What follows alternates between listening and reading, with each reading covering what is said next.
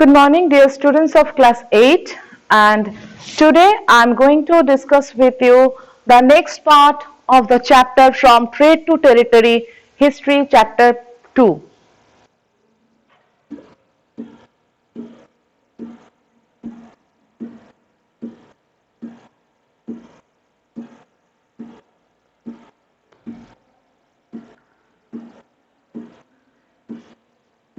In last video, I have discussed with you the Battle of Buxar, the wars with Mysore, and British expansion under Lord Wellesley. Okay, so now today I am going to discuss with you this part, that is advantages to the British. The subsidiary alliance was very advantageous to the British because they could control the internal affairs of the kingdom through the resident. Okay, so what was the advantages? Actually, when subsidiary alliance was started, that means subsidiary alliance means the treaty, or you can say the friendship between the British and the Indians princely state. Okay, which are the Indian state with the Britishers, they're together, they have make one friendship. Okay, that is the treaty or the subsidiary alliance. So it was very advantageous to the Britishers. So when they make a friendship with the Indian states, then they got too much advantage. Okay, because they could control the internal affairs. So who control the internal affairs? Actually, those who are the Indian ruler, though they actually control the inside part of the kingdom. So for that reason, it was very much helpful to the Britishers. Not only this, the ruler could not enjoy any diplomatic powers. The defense was also in control of the British, as the ruler had to disband his own army and maintain the British army. So what happened? So not only that they got the advantage, but also the ruler could not enjoy any diplomatic powers. That means they only enjoy only their power, or whatever power they got from the Britishers. Not they can use their own power to the others, or they didn't enjoy their any other power. Okay, whatever power only Britishers have given, only they can enjoy that. So the defense was also controlled to the British as the ruler. So to as a whole, who controlled the total? The Britishers actually control overthrew. The ruler had to disband an own army and maintain the British. So whatever army the Indian ruler have, they have own army. So that time they totally disbanded them. That means they didn't use that army, only they maintained the British army. All the expenses were borne by the rulers of the state. Okay, so whatever the expenses actually they maintain for the British army, state has been given. Okay, rulers of those who are the rulers of the state, they has been given that maintenance. Thus, the British became the paramount power in India. What is the meaning of paramount power? This paramount power means the supreme power. Okay. The subsidiary alliance was signed with the following rulers. So there are few rulers, with them only that subsidiary alliance, or you can say the treaty they signed. Okay. So who are they? Number one, the Nizam of Hyderabad in 1798. Nizam is a title. Okay. Next is Nawab of Awadh in 1801 CE. Peshwa Bajirao II in 1802 CE, and some chiefs of Rajputana. So only they signed with the following rulers. So subsidiary alliance was signed with only these rulers. Okay.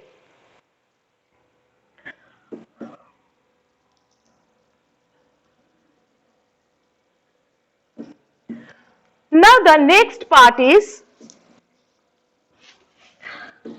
wars with Marathas. This is also very important part. The defeat in the third battle of Panipat in 1761. So, when third battle in Panipat was happened? 1761. Okay. Had weakened the power of the Marathas. So, when Maratha they defeated in the third battle third battle of Panipat, after that they became very weak. Okay, their power became very weak. The Maratha kingdom was divided into many states under different chiefs who belonged to different dynasties like Sindhya, Holkar, Gaikwad and Bhosle. So these are the dynasties name. Like you have learned in previous year that there are in the Delhi Sultanate there were so many Sayyid dynasty, Lodi dynasty. So this type of these all are the separate dynasty. So the Maratha kingdom was divided into many states. So after the defeated in third battle of Panipat, they divided their kingdom divided into many states and under different chiefs. So that time different chiefs actually those who are the leader, you can say also leader, they look after their kingdom in different way and which was divided in different states who belonged different dynasties also. So these chiefs actually belonged from the different dynasties. So what are the dynasties name? These names are Sindhya dynasty, Holkar dynasty, Gaikwad dynasty and Bhosle dynasty. So all these chiefs were under a Peshwa of the Prime Minister or the Prime Minister. So Peshwa meaning is the same, Prime Minister. Peshwa means the Prime Minister.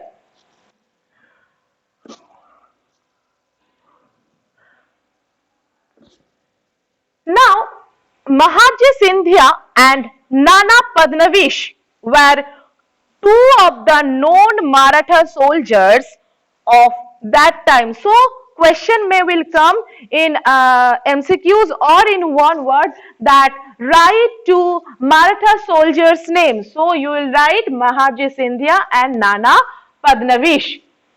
The British and the Marathas fought 3 wars. Okay, they fought total 3 wars. The first war 1782 and it was ended with the Treaty of Salbai. Okay, with the friendship of Salbai it was ended. The second war ended with the British capturing Agra, Odisha and Delhi. So, first war was ended with the friendship with Salbai.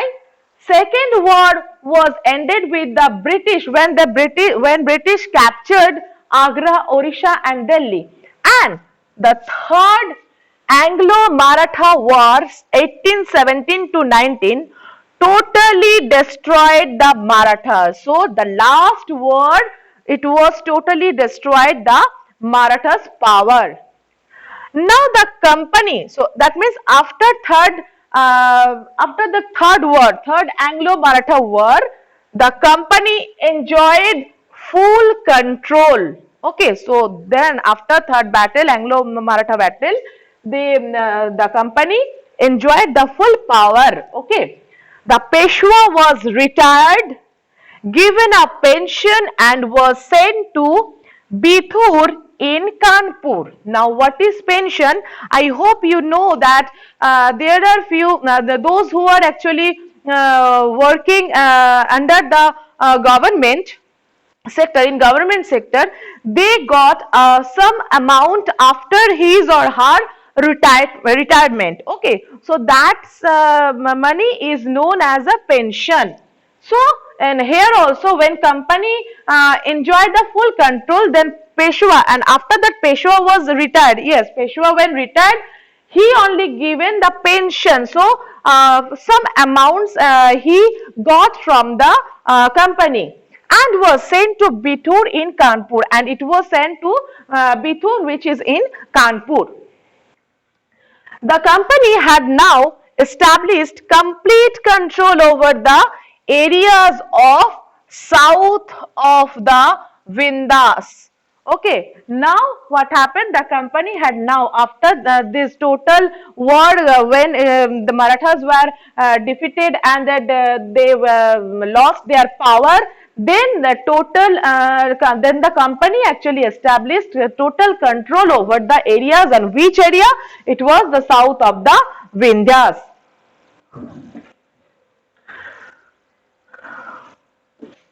Now the next part is expansion of the British. This is our next part, and it was happened 1805 to 1849 CE. Expansion of the British from early 19th century. From early 19th century to the middle of the century, the British resorted to aggressive policies to expand their power in India and Southeast Asia. So, after 19th century or middle of the century, British actually they restored their aggressive policies. Actually their policies are all time very much aggressive. So, their aggressive policy now now it was totally expanded in India and Southeast Asia.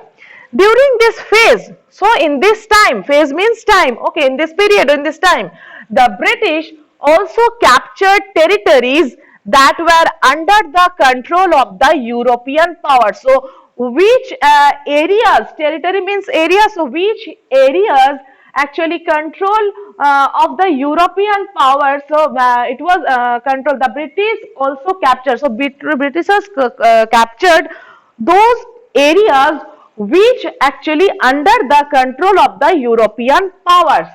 What are they? Java and Sumatra from Dutch, occupied Singapore and Sarawak in the Malay Peninsula, and the third one is kingdoms of Nepal and Burma were defeated.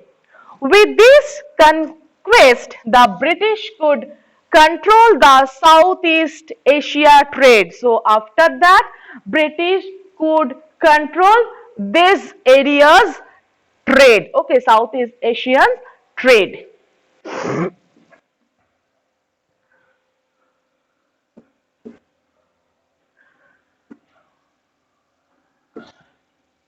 The policy of paramountcy was initiated by Governor General Lord Hastings. So, Lord Hastings actually he introduced the policy of paramountcy.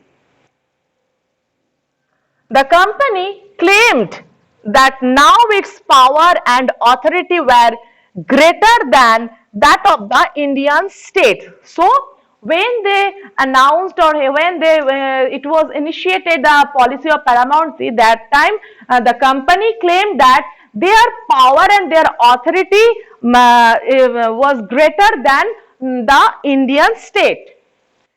This policy justified the company's action such as annexing kingdoms or using other means to create the ruler.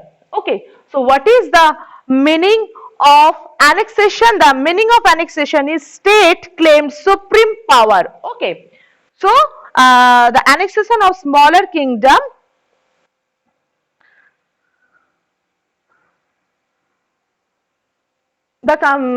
using other means such as annexing kingdom or using the means to threaten the ruler. Okay, so they have given the threat to the ruler.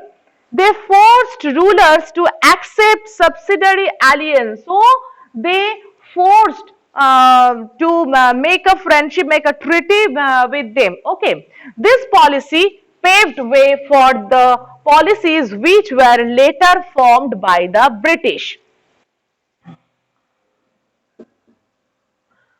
Now let me rub, then I'm going to the next.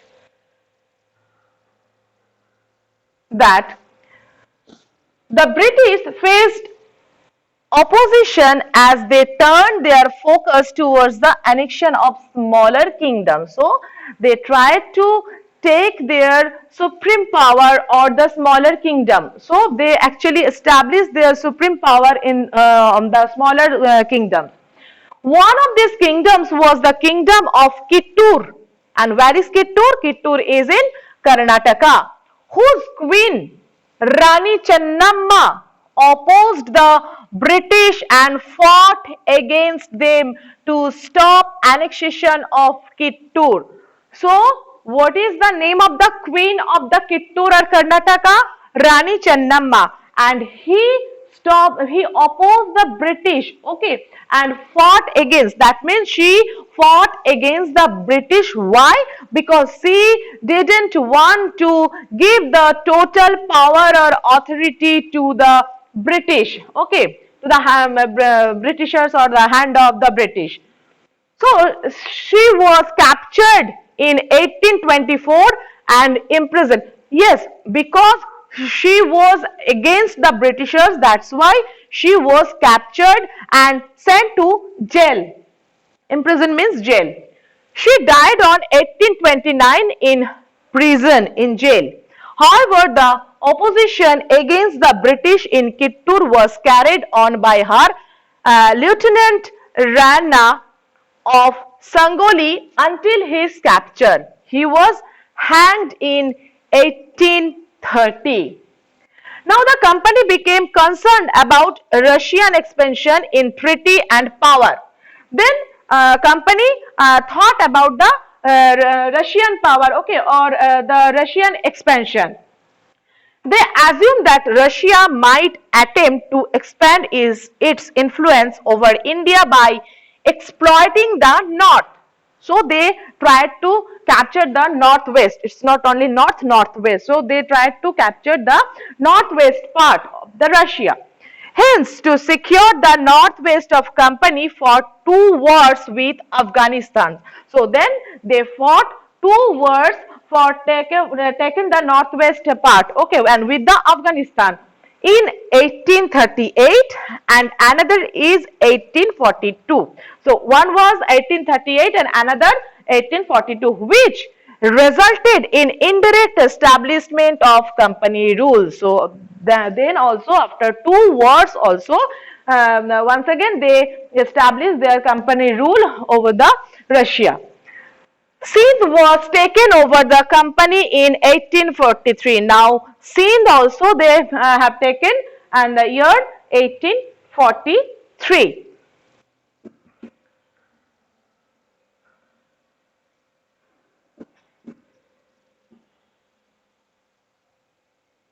Okay. Now, when Sindh was taken over by British, the next focused on Punjab. So, when they taken over the when they actually taken the Sindh, they captured Sindh, then they focused on the Punjab. But the presence of Maharaja Ranjit Singh held back the company. So, presence of Maharaja Ranjit Singh, it was not possible. After his death, 1839, then the prolonged war was fought. That means a long war was fought. And ultimately, 1849, Punjab was annexed. But still, when they tried to take in the Punjab and the presence of Maharaja Ranjit Singh, it was not possible. Then after the death of Maharaja Ranjit Singh, they actually it was a prolonged war was happened, and after that they annexed the Punjab in 1849. Okay students, so next video, next lecture, in my lecture I will discuss with you Lord Dalhousie and his expansionist policy. Okay students, so for today, thank you.